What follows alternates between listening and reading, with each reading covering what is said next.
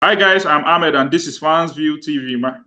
Joining me is Ayokunle, a Manchester United fan.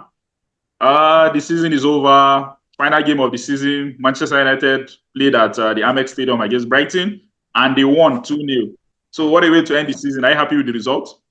Yeah, I know that the season was Yes, I know that the season was not yeah, really a nice season. yeah. The season was nothing to write home about, but it's always good to win. I mean, with in whatever shape, manner, or form, the result is the most important thing.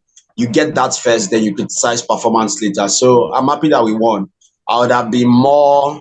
I mean, I would not have been happy that if we had lost. That would have been, and that would have set a record for Brighton to win 5 times in the league, 5 consecutive times in the league against Manchester United. Wow, terrible. Yes. So let's talk about the first half. United were poor in that first half. Yes, they were very poor. I mean, it gave me flashback of our meetings with Brighton last season, even this season, because I remember Brighton um, what's it called? Second leg of last season Premier League, the FA Cup semi-final. I think we did better, but the 3-0 drubbing earlier in the season was bad. I hope I got that right, and this was no exception. No, I You think it know, was we 3-1. This person scored. Hannibal Mejbri, right? Yeah. Yes, It was he scored a 3-1. wonder goal. That's true. All right. So we were neither good in possession nor out of possession. Our structure was pulled apart. We were constantly trying to protect the central areas, and each time they walk the ball to the wings, they just disorganize the central composure that we're trying to have. So to be honest, I actually slept off some parts of that first half. That's how boring and disappointed it was for me. You said they were trying to protect the central area. Don't you think it's because Manchester United have conceded most of their goals from cutbacks? Well, they were fine. Maybe it's just that when we got into the box, we still didn't protect the central areas enough. We're protecting the central areas outside of the box. I don't know if you understand what I'm saying. Outside of the box. As a matter of fact, last night I was going through Twitter and I saw a tweet where someone was like, Ten Hag should, that he knows Ten Hag is trying to protect the central areas. Or maybe he should deceive his opponents by making his players start out wide, then what's it called, bait his opponents into playing centrally, then they make their runs from out to in, and then attack the ball in the center. That because we've been trying to protect it for a long time now.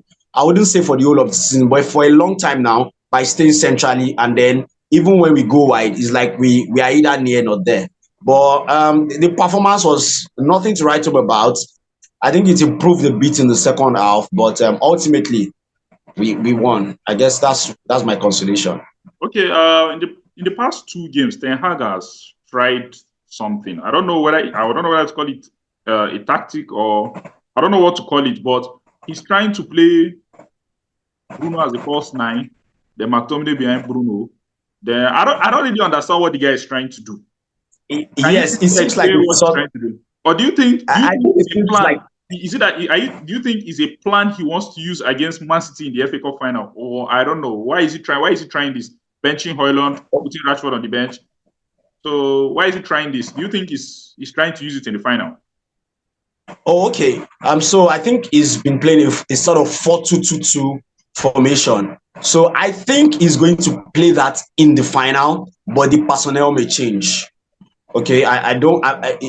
So I might not be surprised if Oiland starts in the final, for instance. But I think he's trying to use it to obviously for example the last two matches where Oiland didn't start, he used people who possibly could press better in Bruno and Scott McTominay, and that can maybe recycle the ball a little bit better than Oiland. I don't think McTominay any of press them are better. too good. Are you sure? Can McTominay press? Yes, I think McTominay, we have to give him that. For me, I mean, I don't know. I might be wrong here though, but that's what I think. So I think it's still going to go with it. So he has probably the two sixes sitting deep to soak up pressure.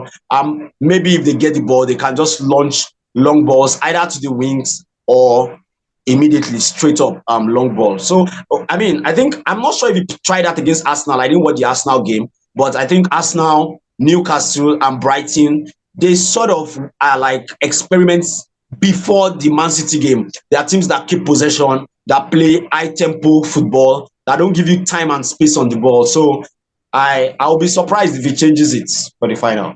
Okay. End of the season, Manchester United just finished 8th, the worst record in Manchester United history. That was in their Yeah, Premier I think since So- 1970. So And negative goal difference, 60 points. I mean, it's baffling. And at the point, I was very scared for Lisandro in first half when someone tackled him. yeah, I remember the tackle. Yeah, I was also scared. I was saying, Lisandro Martinez, are you going to miss an FA Cup final for the second time in a row? But Yeah. the good thing is that he was able to play 60 minutes, and that's a positive for Manchester United fans. So let's talk about Højlund. Højlund has scored 2 goals from the bench now. Yes. So maybe there's a magic wand on that bench. I don't think it's the bench, but probably increased rest has helped him. He's not been helped by the fact that Anthony Martial has been injured for most of the season. I mean, almost the whole team has been injured for most of the season. So I think he has played more than enough football for his own good this season. He's not been fresh. So maybe these last 2 games. He scored 16 goals in his first season. 16 goals in his debut season, which is not a bad statistic looking at it all around, playing for probably the worst Man U team in the past 10 years or so. I mean, it's season now. So I think he's done well. And I think he's taking the instructions that pundits and ex-players are saying. For the most notable of them is Andy Cole, who advised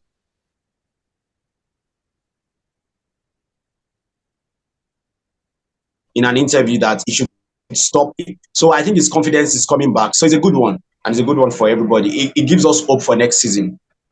Yeah, can you please repeat what you said? You said Andy Cole advised that what? I said Andy Cole, yeah, in a recent interview, advised that Højlund should stop focusing on entering into a physical fight with defenders and go for the ball and not just try to wrestle. Believe more in his technical abilities, in his abilities with the ball, not without the ball. And I think he has taken that to heart. So it's a good improvement in his game. Were you surprised that Ten Hag took Bruno off? Were you surprised that Ten Hag took Bruno off? I was, to be honest. Yes, I was, because from experience, he hardly ever rests Bruno, but I'm happy he did. Maybe he's keeping them for the final. Or obviously, yes, which is a good one. I'm happy that I shouldn't use that word. Maybe I think he's obviously keeping them for the final. Yes, exactly. So you say it was a bad season for Manchester United, but they won their last 2 games. Yes, it was a terrible season. It's good that they finished the season on the high. They won their last 2 games. Yeah, true. So congratulations to Manchester United fans. Yeah, they finished 8th, which is the worst league position so far. But they still have a chance of going to Europe. That's if they win the FA Cup final. Yes, they do. They do. I hope we take it. I hope we win it. It's going to help everybody. It's going to help Ineos. It's going to help our finances. It's going to help players want to come to Old Trafford next season. So I pray we win it. I'm not so optimistic. No, I mean the FA Cup, to give us an opportunity to qualify for the Europa League. You said if they qualify for the Europa League, to motivate players who want to come to Manchester United. Do you want players who want to come to Manchester United to play? Yes.